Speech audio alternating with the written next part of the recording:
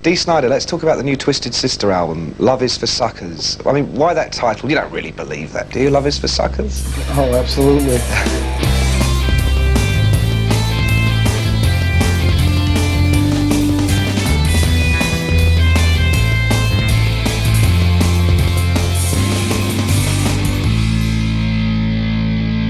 Welcome wherever you are to Alfsplaining, the episode-by-episode Alf Look Back podcast with me, Ben Baker. And me, John Matthews. And John, Yes?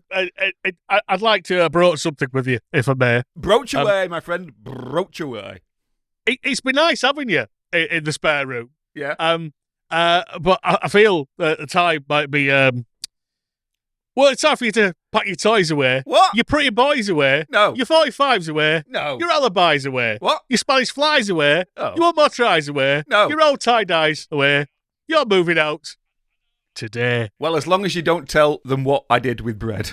And I often wondered, what did they do? Keep that to yourself and I'll happily, quietly move out. We'll never know. But ignore John and his 61 cassettes. True. For we're not talking about Carol Bayer Sager. Oh. We're talking about Alf. Specifically the episode, Moving Out. you see, clever there, which aired originally in America on March 14th, 1988. And in Germany, it was called what, John? Well, in Germany, now we know that the German's like a kind of a literal title and also quite a descriptive description, if I can use such a term. The episode was titled Die Beförderung. That's Die Beförderung, which means the promotion. Oh. The description on this DVD is so all-encompassing that you don't actually have to watch the episode at all. I'll play it, and you can possibly censor it if you don't want to spoil it for the boys and girls. But the episode, the promotion, Watch Your Step. None of the Tanners want to move out of their beloved home, so Alf tampers with the house to keep it from being sold. Which is literally the last 3 minutes of the episode, and no more of it, really. But yeah, as I said, we'll get to that all in time. All in good time, viewers. All in wonderful time. Wonderful time. So I can tell you this one rated 19.1 million on Okay. first airing, which put it 11th, just out between Growing Pains and Matlock. I can't not. It's how you do it. You can't not do it, can you? But interestingly, like when it started, its rivals in that time slot were Kate and Ali Yeah. and MacGyver. Yeah. And at this point, it's 5 million viewers ahead of Kate and Ali and 4 ahead of MacGyver. So it is decimating the rivals. So that's the metric that you want from your show, compared and contrast to the other shows of its ilk. It is. So interesting now. We've got 2 directors listed for this one. Yeah. As old pal Nick Havinger, who we've had before, but also Tony Chicky. Is that how you pronounce it? Well, you see, I've looked at IMDb and they've basically been on loads of stuff. They started out as assistant director on like all the Sid and Marty Krofft stuff, like Lidsville and the Boogaloos, but sadly not the altered state of Drugachusetts. But in his early roles, he was credited as Anthony Chicky, actually spelled out, so I'm assuming that's how you pronounce it anyway. Well, that's good of him, actually, to do that. It saves us embarrassing ourselves. It saves anyone learning anything foreign. I did notice, he was mainly like a second unit assistant director stuff throughout his career, but he did direct Party Games for Adults Only in about 1984, which I looked into and is on the Internet Archive, so if you want to paste in a clip, you're more than welcome. It's party time, and you're invited. Loosen up and get ready to have some fun.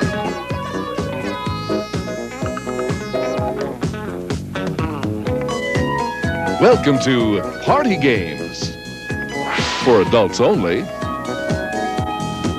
with your fun-loving host, John Biner, and some of his frolicking friends. Throw away your inhibitions and grab your favorite playmate. This isn't nice! But yeah, it looks like he was second unit director for pretty much season 2 onwards of Alf. And you get the impression maybe like he had to step up and finish it off, and Nick Havinger was, I don't know, having a bad guts or something like that. I don't know. But he's dead now. Died very early. This episode is in his memory. I'd forgotten him. Don't do that. Might be a good one yet. Yeah, fair. The writer was Alicia Marie Stutt, who'd previously written Oh Pretty Woman back in episode 7, which feels about 300 years ago. Oh, Christ, yeah. Yeah. She'd have one more next season and a few stories for the animated Alf cartoons, including the episodes Flawdust Memories, A Mid-Goomer's Night Dream, Excellent. Thank Gordon for Little Girls, and He Ain't Seafood, He's My Brother. Do you think they were coming up with the titles before the episodes? I think they're having a lot of fun coming up with them, certainly.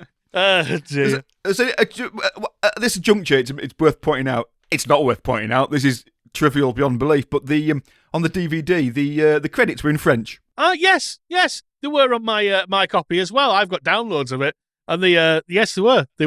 They must be taken from the same ones because I noticed that as well. Yeah, it's never happened before, and I don't think it'll ever happen again. But yeah, écrit par Alicia Marie Schutt. Yes, was that the most exciting part of the episode? You'll have to wait and find out. Very much probably. Oh, John could just tell you up front. Yeah. So our cold open begins with someone playing a board game again.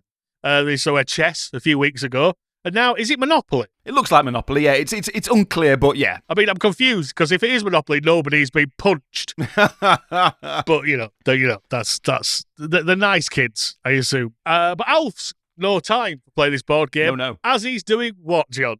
Well, he's doing Willie's taxes, which is inexplicable, really. But also, he's eating Willie's dinner, which is slightly more explicable. Yeah, it seems to be just a big plate of salad with a sausage on it, or I'm not sure. I couldn't really work out what it was. It looked like a crust No. or something, and it's a bit. Yeah, it was Yeah. So it's another episode where Alf is doing something odd at the start, and Kate comes in and says, "What are you doing, Alf?" And again, you've said this before in other episodes. Without Anne Shadeen, sometimes there is just nothing for Kate at all. She's just a cipher for lines. Yeah. Obviously, when she asks, I'm doing Willie's taxes and eating his dinner. Leave that alone. And what do you know about taxes? I'm an expert on travel, entertainment, and depreciation. You mean destruction? No, destruction goes under entertainment. does destruction go under entertainment for you, John? Oh, all the time. Yeah, I love a bit of destruction, me. Oh, yes. I like Destruction Derby for the PlayStation, but then I tried to play it recently, and I was like, these graphics are hurting my eyes. How did I cope with these looking like this? I prefer the 1960s pop single Eve of Destruction because you have that anticipation of destruction, what with it being the Eve of Destruction. It's fair. Yeah, that is fair. Kate has come in wearing Laura Ashley camouflage today. I remember that being very big at the time. Yeah, the Laura Ashley Ultras. Yeah.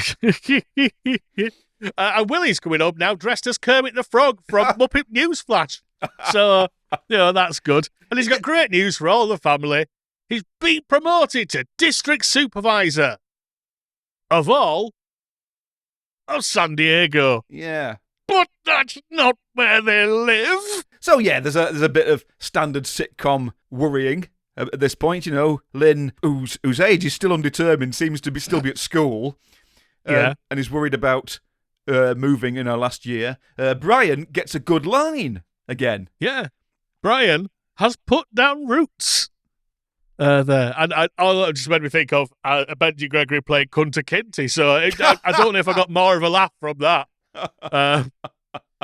And likewise, I'm ambivalent. On one hand, I could use the change of scenery. On the other hand, I'm terrified of Shamu. Which is my impenetrable pop culture reference of the week. I'm not sure I'm being too oblique with my pop culture references, but we've sort of gone through all the TV shows and things like that now. So Shamu is a good pop culture reference, I felt, from the old days. well, this is the thing.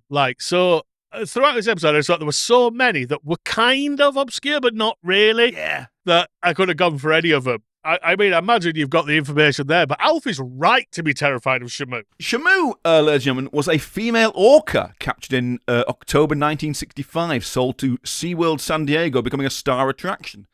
But she was retired from performing after an incident in April 1971 in which she bit the legs and hips of Annette Eckis, a SeaWorld employee who was told to ride her as part of a filmed publicity event. Shamu refused to release the woman until other workers came to the rescue and pried the orca's jaws apart with a pole. Shamu died about 4 months later, but the name lives on as as a trademark, a SeaWorld trademark, and all the other whales and orcas that came through were given the branding Shamu because it was such a beloved name. This whales and orcas, yeah. Trademark, blah, blah, blah, given to different, blah, blah, blah. Phased out in 2016 following the death of orca trainer Dawn Brancheau and the public backlash from the 2013 documentary Blackfish. I looked this up as well. And as Alf's saying this, in the previous year, one person had been dragged to the bottom of the tank by a series of orcas, slammed on top of him, and ruptured his kidney and lacerated his liver. And in November 1987, literally like 5 months before this went out, apparently someone else tried to ride on the back of an orca and had their back, leg and pelvis broken. Oh, my word. I think Alf is very right to be terrified of Shamu. So as a throwaway line, it's quite a pointed remark, in fact. I mean, it suggests that Alf thinks it's going to stalk him. Stranger things have happened Yeah. in Alf. So, Willie says, of course, the family won't move until all these school things are out of the way. And in the meantime, he'll commute. That is today's story, ladies and gentlemen. Very, very quickly. So, after the credits, it's morning. We know this because Brian walks in, yawning. And Kate goes, "Morning, Bri." Brilliant stuff. I mean, they don't write stuff like that anymore. It really is. It's a natural innocence of the 80s, and it really is. People would write that now, but it would be done with an ironic twist, and I don't like that. It would. It'd be arch. Yes, it would. It would. But they'd know what they were doing. They'd have an eyebrow raised. Yeah. Kate's been allowed to wear a much sexier nightgown than her usual Victorian robes, which is interesting. And basically, it's very early because the family want to see Willie off to his new job. And so Lynn walks in and... I thought you were going to do the 30-minute workout. I was, but I turned off the TV when I heard that perky little voice yell, "Come on, gang, let's jazzercise." And again, that just to me proves that Aldrin Elson is just wasted. Again, another one who's just wasted in some episodes. Like, she's really funny, but she needs to be given something to do. Yeah. As a reference, it's going to come up again, but for now, we've got Alf coming in. And do you know what he was singing? It seemed to be a medley, rewritten medley of California Here I Come by Al Jolson and Leaving on a Jet Plane. At Ray Charles, I had. Oh, right, okay. But either way, we could both agree he was in the pyjamas that he occasionally deigns to wear. His gigantic pyjamas.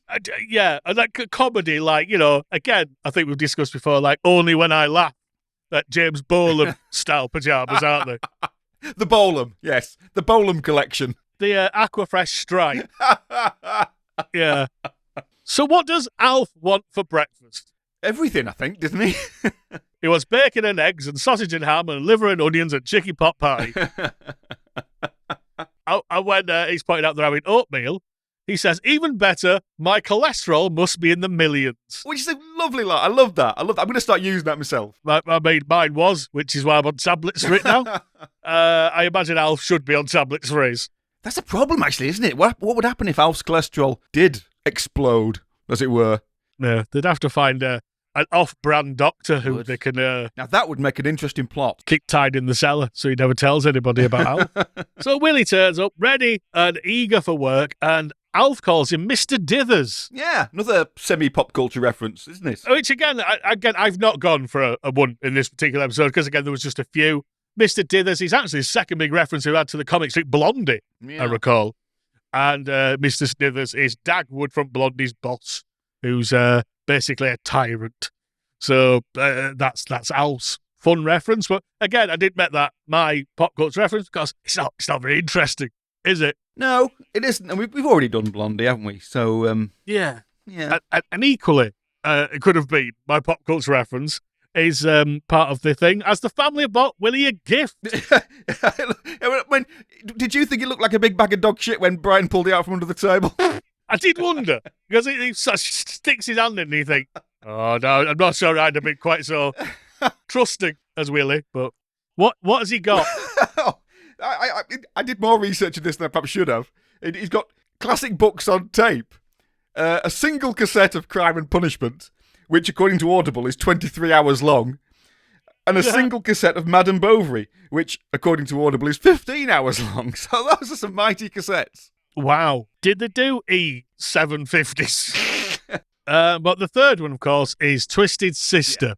And then goes, well, if you know that one, I'll take it. Oh, those kids. Now, considering Twisted Sister's last proper album, Love Is For Suckers, had crashed at 74 the previous July, and is widely considered to be awful by the fans and the band, I think Lid needs to update her references, really. And even though it's not a great picture, I did look to see if I could find it online. And I think based on the side of the tape, you can see it is actually Love Is For Suckers. Oh, right, okay. I went on Discogs and everything. Right. So I don't know, but if Lane was just like, I'm not buying it, but if someone else buys it, I'll have it. You know. You're so beautiful, so unforgettable. You think that I'll do most anything. Love is for dreamers. Love is for believers. Love is for losers. Love is for suckers.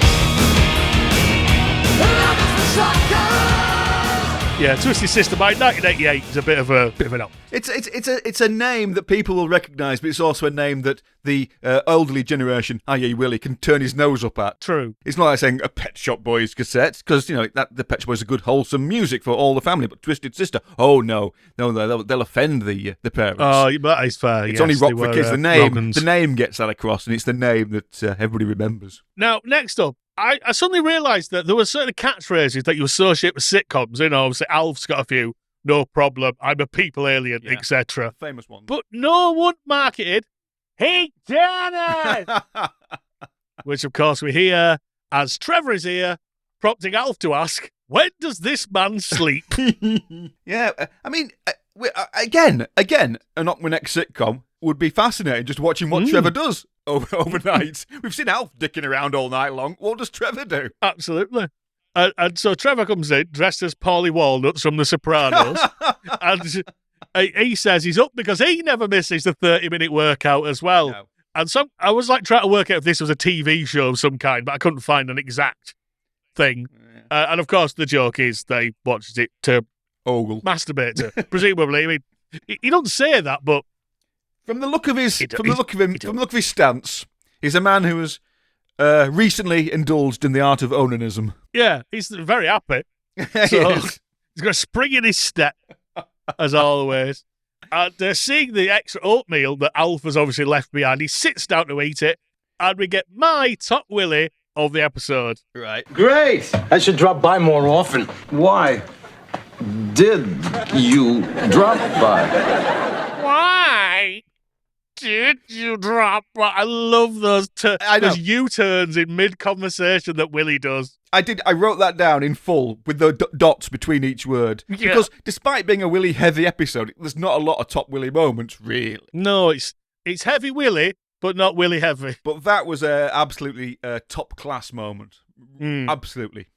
Of course, Trevor, he's a nice man. He's just popped in to wish Willie good luck with his new job. And he goes to eat the oatmeal, which has got some cheese on it now, because Alf. It has, as Alf described, a slab of cheese. But he's like, oh, I'll swap for you then. And he ends up getting the Danish or something. Cinnamon Danish that Alf... Yes, which Willie has already fought Alf for. A lovely little bit of physical comedy, of them fighting over the Danish, yeah. And then, as Willie's leaving, Trevor puts the Danish down, and this little hairy hand appears from the other side of the portal, and grabs it, puts it back. Big comedy bite mark out of it, despite we all know Alf only has 4 teeth. Lovely. The hungry, hairy hand of Alf. The hungry, hairy hand of Alf. That is a series I want to see spin-off-wise. This is because Willie is now setting off on his commute to San Diego, which I also looked into. Yeah, how long is it? Well, we've established earlier that they live in northeast LA, so the drive looks about 3 hours, 130 miles. Okay, that checks out, because he does say later on 3 hours there and back. You could go on the train, the Pacific Surfliner.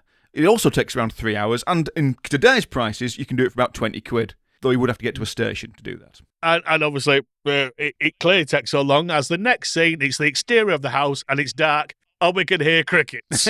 So that indicates it's night time, or it's 3 p.m. in England in January. But what is the first thing we see as the scene fades in? Well, it's Alf eating crackers in bed. Literally the most annoying thing he could possibly have picked to have done. in somebody else's bed. Well, there's a nice joke here because Kate goes, I don't believe you're eating crackers in bed. And which Alf goes, I know, it's such a cliche. So, you know, Again, they know what they're doing. self-aware. Yeah. Willie walks in and we find out it's 11 o'clock at night. And of course, he's been out at the crack. Sorry, he's not been doing crack. He's been working late and he's very exhausted. They consider that maybe he should just get a place in San Diego during the week, and obviously it can cost a bit too much. And again, we have number 3 on the not really that obscure pop culture references. No. But one you sort of get, 'cause Alf says, Well, get a couple of roommates, a blonde and a brunette.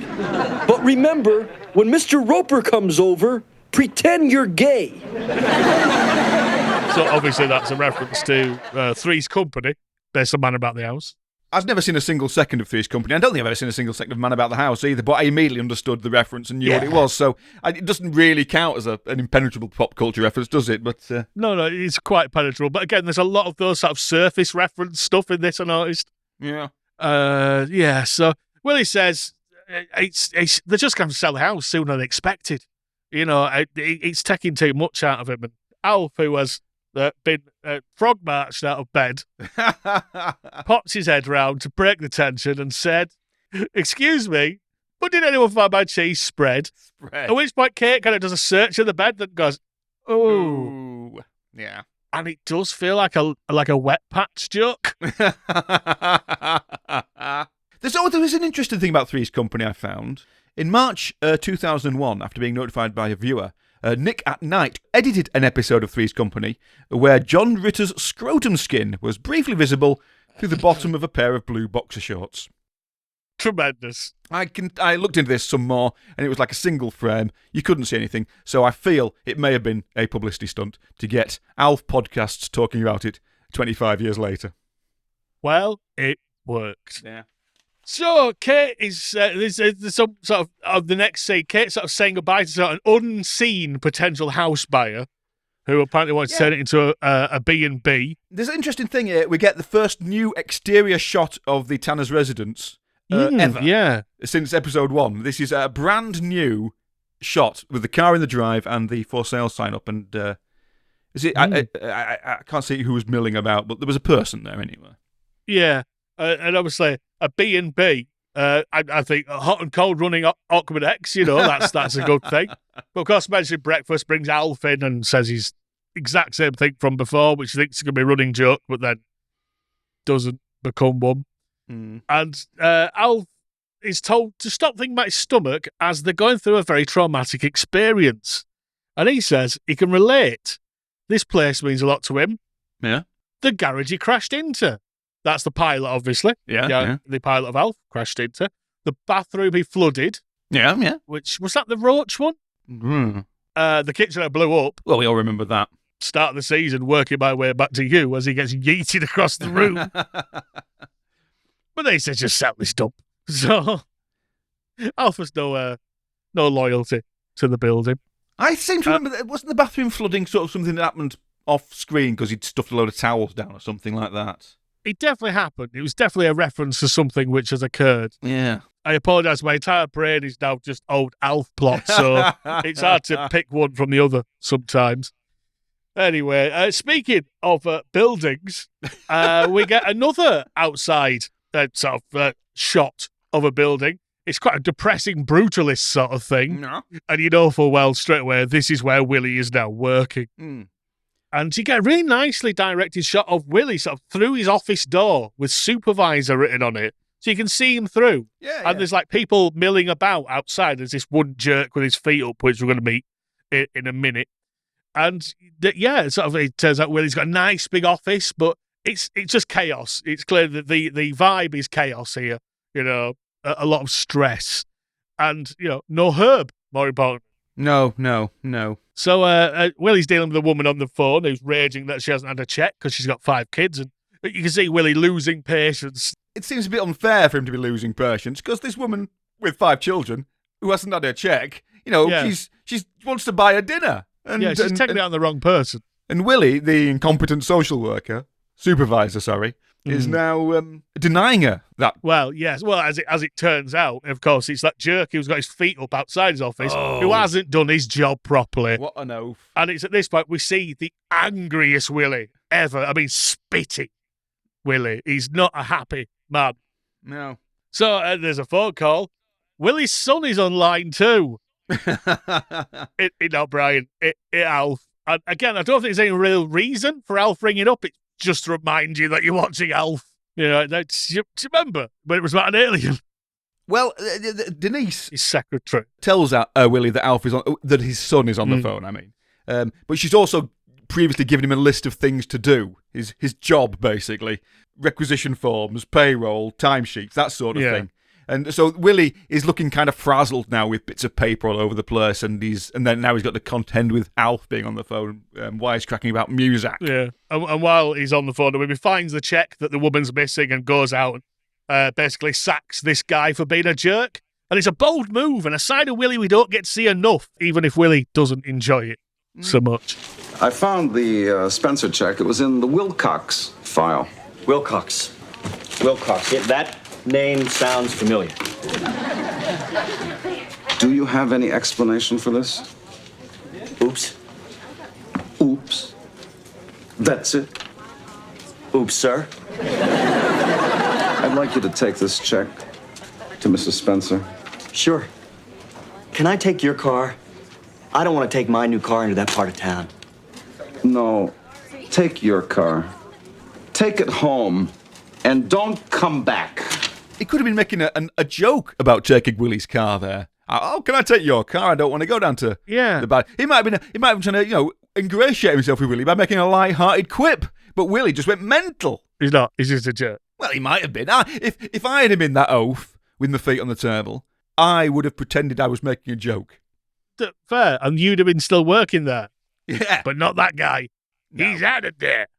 So it's been another long day, and we're back at the Tanner residence, and Alf is watching an advert. It's up teleshopping, so I'm guessing it must be very late. Right from the heart of the Orient, this complete set of Chin-C knives. Plus, if you act now, you'll receive this handy potato peeler, this automatic knife sharpener, and this genuine bronzoid weather vane. Call now. Oh, I will! What are you doing?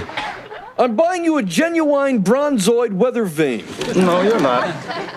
Kindly remember this when you don't get a birthday present. We get another, once again, not massively obscure pop culture line. He says he's never fired anybody in his entire life. And I swear I never want to do it again. And Alf says, well, that's what Judge Steinbrenner always says. And I assume, like me, you only know that reference from Seinfeld. Seinfeld. I meant to look it up properly, but in the end, I just couldn't be bothered. He owned the New York Yankees at the time. It was very controversial. You know the joke in The Simpsons about facial hair? That comes from them. That's what I was going to say. That's another reason I remember him. Yeah, they've just announced that, basically, you don't have to worry about that anymore after God knows how many years. Alf references Skleen Ball, which is the other one, other than Boola Baseball. Yeah. Was Skleen Ball the one with the washing baskets and tins of meat? More wacky Melmacs anyway. And Willie talks out this scenario, and Alf suddenly realises that this move is a mistake, and he has an idea. But, nah, it's too stupid. I'll do it anyway. Yeah, good. Great gag. So it's another day, and there are more visitors to the house. We get to see them this time. It's a couple. They're like a kind of ersatz Willie and Kate, really. But this is it. I'm not sure if they're meant to be like a young couple. No.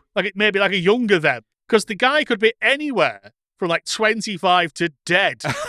Although, as the actor Robert Allen Birth is still working, including an episode this year of the new Matlock. I can't know. No way. I guess probably still alive. While I'm there, his TV partner in this scene, Nancy Linari, also still working, mostly in voice roles.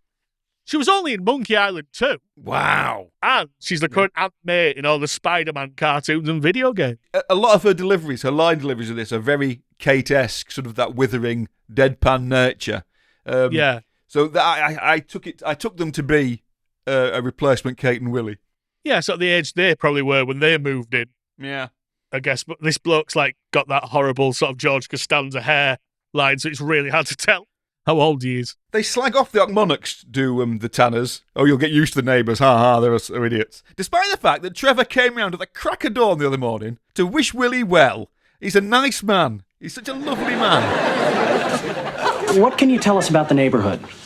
Well, the Ocmonocks take a little getting used to. Ocmonocks? You can spray for those, can't you? I thought it was meant to be a joke, but I don't actually think it is. You know, like, it is a joke, but I don't think this guy is meant to be funny. Right, yes. You know what I mean? I thought, oh, good humoured guy. Fair enough. No. So basically, this is a scene where everything slowly builds. It's very nicely done.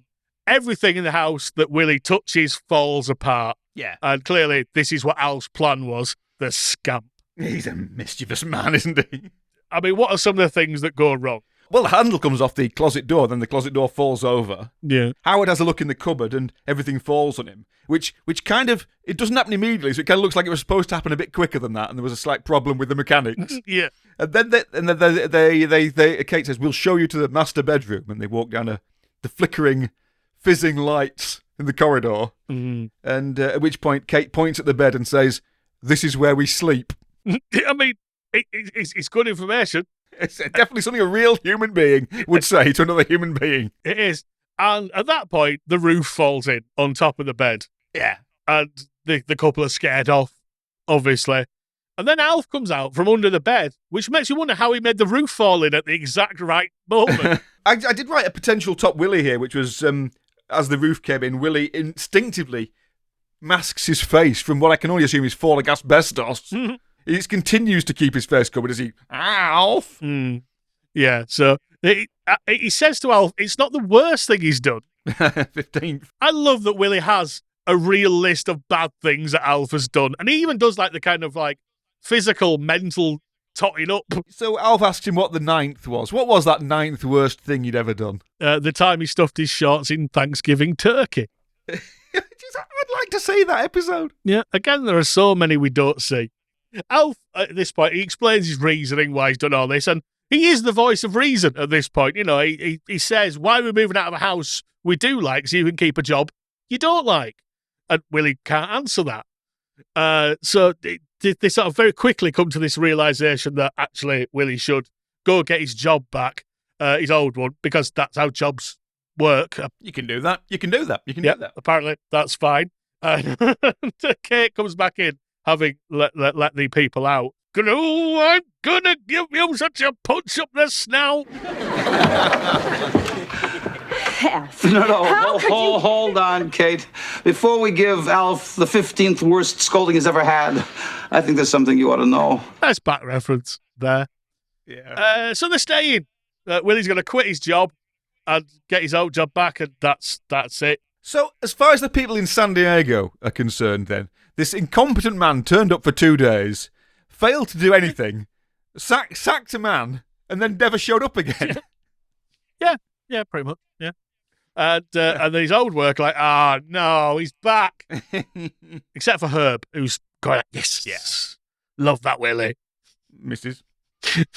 So we get sort of, again, we always get these tag-on final scenes just to underline things, and they're talking about how much work is going to have to be done when a rude man comes to look at the house, and they say, sorry, it's not for sale, and he's like, I'm gonna look at this house. Very keen to look at the house. He's very keen to prove his point. Now he's gone all that way. He wants to look at the house. Yeah, it's come all the way from Bumsex, Idaho, or something. I don't know, but he's like, I'm gonna look at the house, and at this point, Willie puts his paper down on the sofa, and it all crashes through a hole in the floor, which is both, one, a fantastic image. It works so well, this collapse. But two, I'm guessing that's the actual trenches that Paul Fusco stands in when he's puppeteering Alf. This is the most exciting thing about this episode, and because it's clearly cut specifically, and you can see the joists and everything. It's our first glimpse behind the curtain. It's a look behind the scenes into how they make Alf these great trenches that the house was built on, I don't know, 4 or 5 feet up in the air. Yeah, because it's not like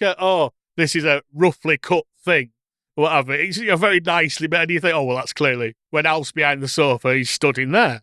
Yeah. And then Alf pops up, of course, and says, "Hey, great, now we've got a furnished basement." Not a great joke, but a joke to end the episode up. Yeah. And everything reset. We do have a credit for Liz Sheridan in the closing credits as a Mrs. Ochmonek, but she didn't appear, so there's an outtake somewhere. Yeah.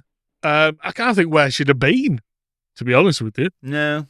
But again, just another episode where Trevor comes in for like a minute, loads of great laughs, leaves. Yeah. John LaMotta gets paid.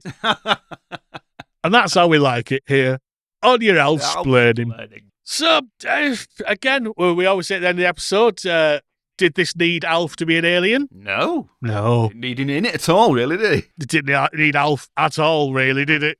Like, he kind of gets the ending done, but that could have been any cheeky scamp from any sitcom in history, really, couldn't it? It's kind of belies the writer, because it's not bad, but it's more cartoony. And looking at her IMDb, she wrote a lot of animated things. Oh, right, yeah, good point, yeah. It's quite cartoony, isn't it? Like booby trapping a house. You know, it's not something you see a lot, because it's probably quite expensive to do. Yeah, that's a good point, yeah. So, yeah, an odd one. I'm not sure I liked it that much. No. I mean, obviously, MVP, I said Alf. For once, he uses Alf powers for good. I liked the big tall bloke at the end who came in and insisted to look at the house. He's my MVP. Good. He was a terrible actor. He yelled his way through a load of lines and left. Yeah. Looks a bit like Russ Abbott as well, a sort of elongated Russ Abbott. But he was a big man, wasn't he? He was a big man. And he was out of shape. As indeed are we. So it's probably time to wrap up another Alf Splaining. Don't forget, as always, you can find us on your social medias as Alf Splaining or on Patreon with Alf Splaining Extra. And why is it extra? We don't really know. It's more stuff. It's extra. Yeah. Good. Not sextra. That's something else. That's something Trevor's watching when Raquel's still asleep. If you want to email us, you do so on alfsplaining@yahoo.com. We love to hear your messages, and we do read all your letters. We do. And so until next time, John. Yes? Pack up your dirty looks, your songs that have no hooks, your stacks of modern screen, your portrait of the Queen, your magic cat away, your baby fat away, you're heading that away, you're moving out today. Wow. Good Lord. Pack up your fork and spoon, Oh, leave it God. alone and dude, your apple bosom.